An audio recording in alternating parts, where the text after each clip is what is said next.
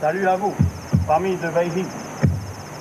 Welcome to you, our brothers from Hawaii. Delina mai kako ke po e no kawa inui akea na moopuna o ke ia aina nei o tele e no na kumuhula ko la ko haumana ikahi na olapa I kau olino mako e kuma mua o ko pakahi no ko mako ho ike I kana au I ke ola I ka ha. Chaque danse est une histoire. La première danse nous raconte la longue traversée vers Hawaï.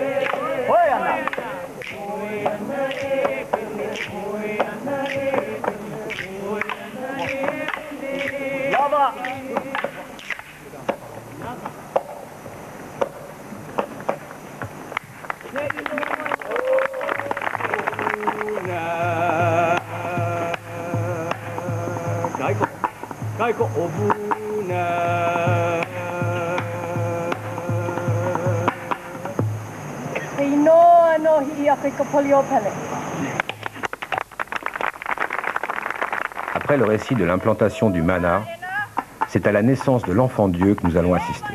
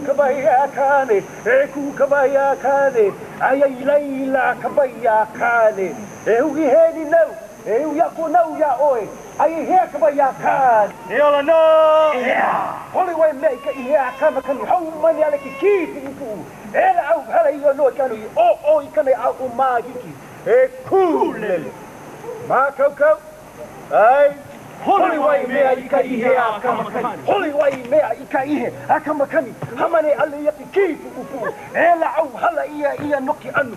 O kana hele ya umba hiki. Kua ko oi kamala nai yaki kipu upu. Ho luka maka oka oha baya uli. Nili au eha ka pua ki koe e. Yane hele kane hele o weka. E ala. Holy way mea. Holy way mea ika ihe a kamakani. Hamane ale yaki kipu upu. Ela au hala ia noki anu. O oi kana hele a o maahiki. Aku lako oi kamala nai yaki kipu pu. Holu ka maka oka o Hawaii uli. Ini au e haka pua ki koe e. E kana hele o eka. E ala.